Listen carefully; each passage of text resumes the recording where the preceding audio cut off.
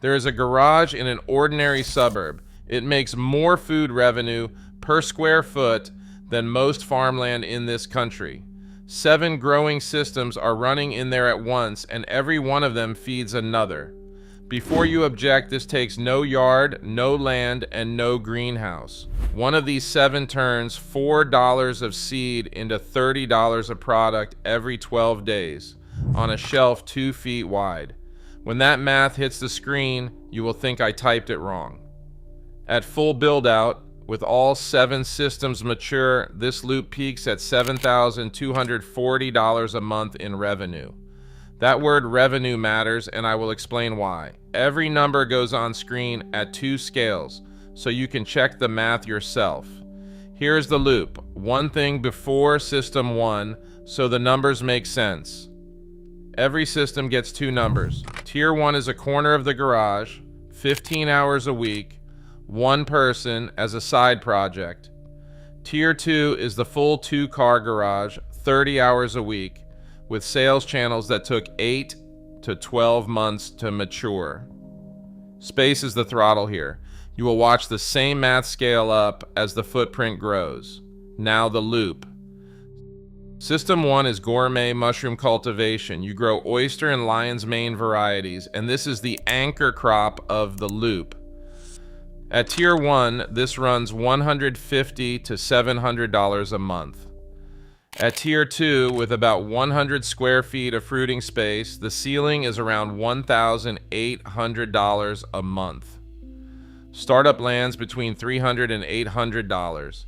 It takes 5 to 8 hours a week at the small scale. In one sentence, you are growing restaurant-grade mushrooms in bags or tubs inside a humidity-controlled tent. It works in a garage because mushrooms want what a garage already is. They want dark, cool, and steady temperatures with no sunlight at all. One thing before the growing, because this is the first system where you sell food. Food raises the legal stakes for everything that follows.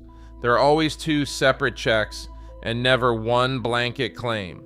Check 1 is activity classification. For food, that means cottage food laws, health department permits, food handler and labeling requirements, and the separate rules for supplying restaurants. So check with your local health department and your state agriculture office before you sell a single tray. Check 2 is zoning. Zoning decides whether your town allows a home business with customer traffic at all. 2 phone calls, then we grow. Here is what they do not tell you. Contamination is the whole game. 1 stray mold spore can wipe out an entire batch. Humidity control is a real skill, and you learn it by failing a few times. Your first harvest is 3 to 6 weeks away, no matter how motivated you are. That means month 1 can earn close to nothing, and that is normal, not failure. Demand comes from 3 specific buyers. Those are independent restaurant chefs, farmers market shoppers, and health-focused buyers who seek out lion's mane on purpose. The hidden income angle is that your waste is not waste. Every spent substrate block becomes feed for System 3, and your spare spawn becomes inventory for System 7. Here is an illustrative example, and I am flagging it as illustrative, not a verified operator. A grower supplying 4 restaurants from a single-car garage bay at typical wholesale rates would move around 120 pounds a month. Here is the visible math at Tier 2. Say 120 to 150 pounds a month at a blended price of $12 to $16 per pound across wholesale and market sales. That lands you at the $1,800 ceiling. Against that, you pay for spawn, substrate, bags, and electricity every single cycle. And that is why the title says revenue. Every figure in this video is revenue, not profit, and every system will show you its costs so you can do the subtraction with me. Difficulty rating intermediate, and I mean that honestly. This is a live system with precise humidity and airflow. Here's the startup breakdown. About $150 for a shelving tent, $50 for a humidifier, $100 per cycle for spawn and substrate, $50 for bags and tubs, and $50 for a thermometer, a hygrometer, and odds and ends. What kills this business is inconsistency. A restaurant that gets shorted twice stops answering, and contamination streaks are what cause the shorting. The biggest mistake is scaling to 3 species before you can hit reliable yields on 1. Run oysters until your output is boring and predictable, then expand. Here is where to find your first buyers. Walk into independent restaurants between 2 and 4 in the afternoon, when the kitchen is quiet, and hand the chef a free sample box with your phone number on it. And here's the bridge. The same delivery run that drops mushrooms at that restaurant can carry a second product to the same chef. That is exactly where System 2 comes in. If you want one of these breakdowns twice a week, this is the moment to subscribe, and that is the only time I will ask. System 2 is Microgreens, the highest ceiling system in this entire loop. At Tier 1, this runs $300 to $1,500 a month. At Tier 2, running 30 to 35 trays a week into 6 to 8 restaurant accounts, the ceiling is about $3,200 a month. Startup is $200 to $400. It takes 6 to 10 hours a week at the small scale, weighted toward harvest and delivery days. In one sentence, you grow seedlings like pea, sunflower, and radish to 1 to 3 inches tall and sell them as a premium culinary product about 2 weeks after sowing. It works in a garage because the whole operation stacks vertically under lights. A footprint the size of a doormat produces restaurant volume. Here is what they do not tell you. Microgreens are a sales and delivery job wearing a farming costume. The growing is the easy half. Harvest windows are unforgiving because a tray peaks for about 2 days. And after labor and packaging, your net margin realistically lands between 15 and 25%. Not the fantasy numbers you see in thumbnails. Demand comes from chefs who use them for garnish and salads, grocery co-ops, and juice bars. Those are named buyers, not a vague market. The hidden angle is selling live, uncut trays at a premium to buyers who want maximum freshness. Your surplus seed also feeds the grow kits waiting in System 7. Here's an illustrative example, again flagged as illustrative. A grower delivering 30 trays a week across 7 standing restaurant accounts at typical wholesale tray prices sits right at this system's ceiling. Now here is the number from the hook, and I promise it is not a typo. 110 by 20 inch tray costs about $4 in seed and soil. It grows on a shelf 2 feet wide and sells wholesale for $25 to $40, about 12 days after you sow it.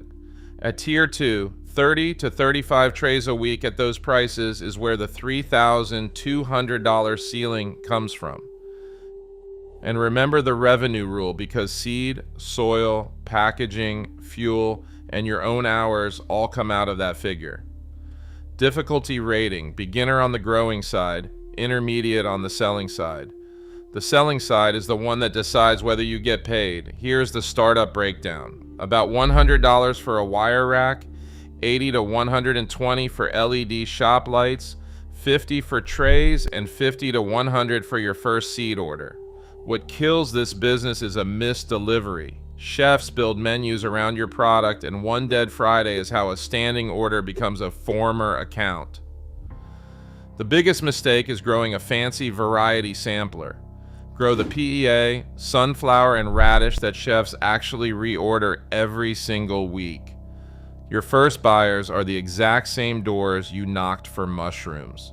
Bring a sample box of 3 varieties. You are now one supplier with 2 product lines, and that makes you stickier than either product alone.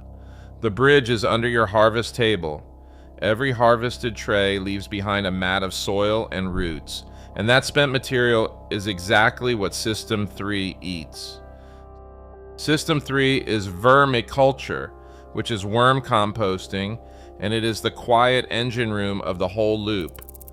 At Tier 1, this earns $0 to $200 a month from worm sales. At Tier 2, worms and their byproducts together, which includes System 4, Top out around $450 a month combined. Startup is $100 to $200. It takes 1 to 2 hours a week, which makes it the lowest effort system in this video. In one sentence, you feed red wiggler worms on spent growing material and scraps, and sell the worms themselves as they multiply. It works in a garage because red wigglers want stable temperatures, roughly between 55 and 77 degrees. That is exactly the band an attached garage holds for most of the year. Here is what they do not tell you. A worm bin runs on worm time. A new bin takes months to mature, and a healthy population doubles roughly every 90 days. So this system pays you next season, not next week. Demand comes from anglers buying bait, gardeners starting their own bins, and composters expanding. All of them buy worms by the pound. The hidden angle is that your inventory literally breeds. Every doubling cycle turns 1 saleable pound into 2, and you buy nothing. Here is an illustrative example, flagged as illustrative. A 2-bin setup, fed entirely on spent mushroom substrate and microgreen mats, can support selling a few pounds of worms a month once mature. The math is simple. Red wigglers sell for roughly $30 to $40 a pound. So 5 pounds a month is $150 to $200 from bins that eat what your other systems throw away. Difficulty rating, beginner, and this is the easiest entry point in the lineup. Here is the startup breakdown. $40 to $60 for bins, $20 for bedding, and $60 to $120 for 1 to 3 pounds of starter worms. What kills this business is overfeeding. Excess food turns a bin acidic and airless, and a crashed bin can wipe out months of growth in a week. The biggest mistake is treating the bin like a trash can instead of livestock. Feed in measured layers and check moisture weekly because these are animals, not compost. Your first buyers are in local gardening groups on Facebook and at independent bait shops. The approach is a simple post or walk-in, offering healthy starter populations by the pound. And here is the bridge. The real product of a mature bin is not just worms, it is what they turn all that waste into, and that is System 4. System 4 is selling worm castings and worm tea. The fertilizer output of System 3. At Tier 1, this runs $30 to $250 a month. At Tier 2, it lives inside that combined $450 ceiling with the worm sales. Startup on top of the bins is about $50 for bags, a screening frame, and labels. The time cost is under an hour a week beyond bin maintenance. In one sentence, you bag and sell the nutrient-dense compost that worms produce, which gardeners treat as a premium soil amendment. It works from a garage because the product is shelf-stable and lightweight at retail sizes. It sells alongside everything else you already take to market. Here's what they do not tell you. The moment you bottle worm tea or make claims on a label, you may cross into fertilizer labeling and registration rules in some states. So this specific product is one to raise with your state agriculture office during those 2 checks from System 1. Demand comes from home gardeners, container and balcony growers, and houseplant collectors. They buy in small bags at premium prices. The hidden angle is internal. Castings blended into your own seedling mix. In System 5, cut what you spend on inputs, which is income you keep instead of income you earn. Here is an illustrative example, flagged as illustrative. A market table selling 40 small bags a month at typical casting prices sits comfortably inside this system's range. The visible math is simple. Castings sell for roughly $3 to $5 a pound in small bags. So 50 pounds a month bagged is $150 to $250 from material your loot produced for free. Difficulty rating, beginner, since the worms already did the hard part. Here's the startup breakdown. About $20 for bags, $20 for a screening frame you can build from scrap, and $10 for labels. What kills this business is expecting headline volume. A home-scale bin system cannot make commercial tonnage. So this is a margin line that rides along with your other sales, not a standalone income. The biggest mistake is pricing castings against bulk compost. Your product competes with premium potting amendments, so price it like one. Your first buyers are standing at your own market table, already buying mushrooms and greens. Add local plant swap groups where a small free sample bag turns houseplant people into repeat customers. And here is the bridge. The best use of castings is not selling every pound. It is feeding the seed starting mix for System 5. System 5 is seedling and herb starts, and this is the seasonal sprint of the loop. So let me say that plainly before the numbers. At Tier 1, this earns $0 to $500 a month. At Tier 2, it peaks around $600 a month. But those numbers only exist for 2 to 3 months around spring planting season and sit near zero the rest of the year. So do not annualize this system in your head. Startup is $100 to $150 if you reuse the rack and lights you already own from System 2. The time cost is 3 to 5 hours a week during the season. In one sentence, you start vegetable and herb plants indoors in late winter and sell them as transplant-ready starts when your region hits planting weather. It works in a garage because the whole lead time happens under lights while it is still cold outside. That is exactly when your microgreen rack has spare capacity. Here is what they do not tell you. This system is won or lost on a calendar. Starts need 6 to 10 weeks of lead time before your last frost date. And in some states, selling live plants requires a nursery license, which belongs in that activity classification call from System 1. Demand comes from home vegetable gardeners, raised bed, and container growers, and the exact same customers who just bought your castings. The hidden angle is the bundle. A tray of starts sold with a bag of your own castings raises the ticket on both, with zero extra production cost. Here's an illustrative example, flagged as illustrative. A grower selling 150 starts across a 6-week spring window. At typical per plant prices, lands near this system's seasonal peak. Here is the visible math. Tomato and herb starts sell for $3 to $6 each.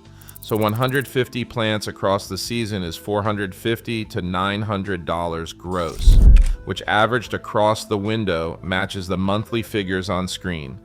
Difficulty rating, beginner, with one caveat. The calendar does the difficulty for you. Here is the startup breakdown. About $40 for cell trays, $30 to $60 for seed, and $20 for plant labels. The soil cost drops because your castings replace part of the mix. What kills this business is mistiming. Starts sown too late, miss the buying window entirely. And starts sold without preparation die in the customer's garden and take your reputation with them. The biggest mistake is skipping hardening off. Move trays outdoors for longer stretches in the final week before sale, because a customer whose plants survive comes back every single spring. Your first buyers are at plant swaps, early spring markets, and inside your castings customer list. The first contact is one message telling last year's fertilizer buyers that starts are available. And here is the bridge.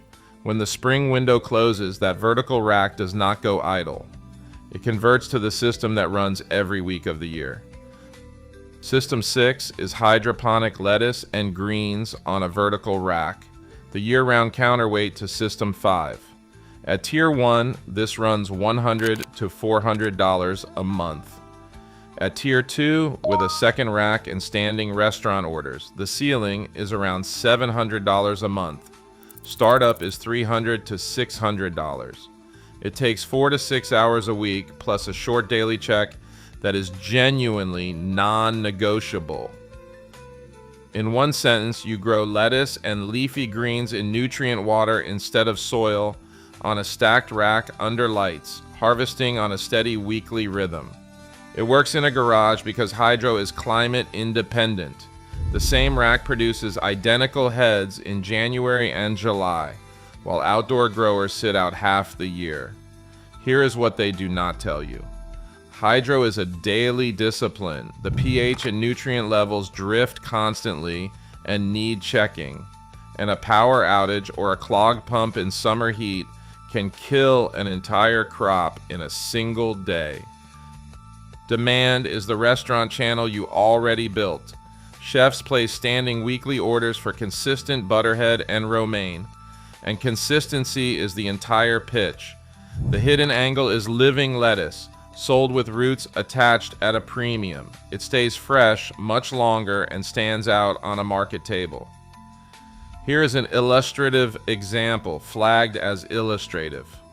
A 2-rack corner turning out roughly 200 heads a month on standing orders sits at this system's ceiling. Here's the visible math.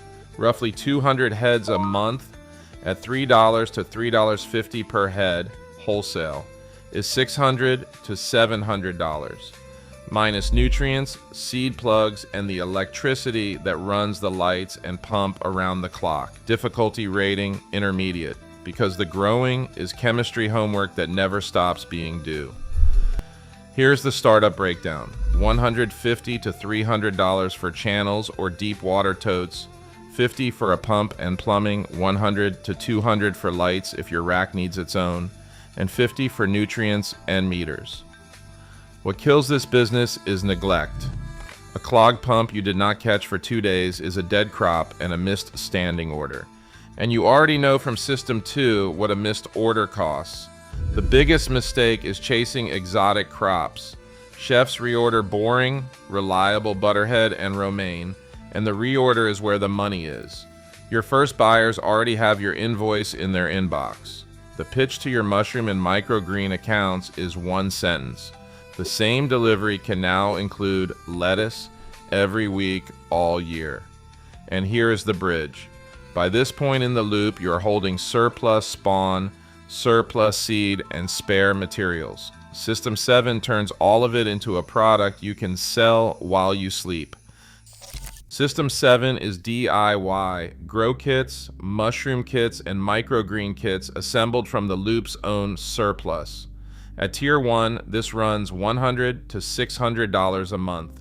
At Tier 2, moving around 30 kits a month online and at the market table, the ceiling is about $800 a month. Startup is about $100 in packaging and label materials. It takes 2 to 4 hours a week of assembly and order handling. In one sentence, you package your surplus spawn, seed, and substrate into ready-to-grow kits so a customer can harvest at home with no equipment. It works from a garage because the inputs are byproducts you already made. The assembly station is one shelf next to everything else. Here is what they do not tell you. Shipping a living product is its own skill. Spawn is perishable, boxes get cooked on porches in summer, and every kit comes with implied customer support when someone's counter does not fruit on schedule. Demand comes from gift buyers, curious hobbyists, and homeschool families.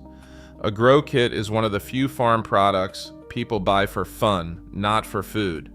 The hidden angle is that kit customers convert. The person whose kitchen kit fruited is your next casting, seedling, and market customer. That is how this system closes the loop instead of ending it. Here is an illustrative example, flagged as illustrative. A seller moving 30 kits a month, split between an online shop and a market table, sits exactly at this system's Tier 2 ceiling. Here is the visible math. 30 kits at $25 to $30 retail is $750 to $900 gross. Against a production cost of $8 to $12 per kit, that spread is one of the healthiest margins in the whole lineup. Difficulty rating, beginner on assembly, intermediate on fulfillment. Packing boxes is easy and running a small online shop is not.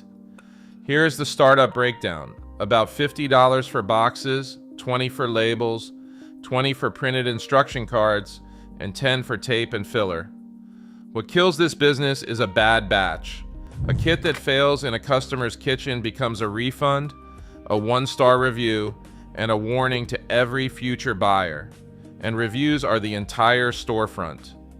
The biggest mistake is shipping untested spawn. Fruit a sample from every batch yourself before that batch goes into a single box. Your first buyers are standing at your market table. The person admiring your mushrooms is one sentence from buying the kit version. You can grow these on your counter at home. And online, the natural first channel is Etsy. And here's the bridge back to the start. Kit customers become gardeners. Gardeners buy castings and starts, and market table traffic feeds every product line. The loop is now feeding itself. So here's the whole loop in one breath. Mushroom waste feeds the worms. The worms make the fertilizer. The fertilizer grows the seedlings. The seedling rack becomes the hydro rack. The restaurant run carries mushrooms, microgreens, and lettuce through one door. And everything left over ships out as kits that recruit your next customers. Now the honest totals, both tiers, all math on screen. At tier 1, the side hustle corner of the garage at 15 hours a week, the floor across all 7 systems is $680 a month. The theoretical ceiling, if every system peaked at once, is $4,150 a month. But a realistic mature site operation lands between $2,500 and $3,500 a month, because one person's hours run out before the ceilings do. At tier 2, the full 2-car garage at 30 hours a week with mature accounts, the theoretical peak sums to $7,550 a month. The $7,240 figure from the title sits inside that ceiling, not on top of it. And one last time, because it is the difference between this channel and the thumbnails you usually see. Every one of those numbers is revenue. The costs are real, the ramp takes months, and the 2 legal checks come before $1. The loop is the point. No single system here beats a part-time job on its own. But 7 systems feeding each other in a space you already own is a different kind of math entirely. Next video, another 7-system loop, same rules, same on-screen arithmetic. And if this one earned it, you know where the subscribe button is.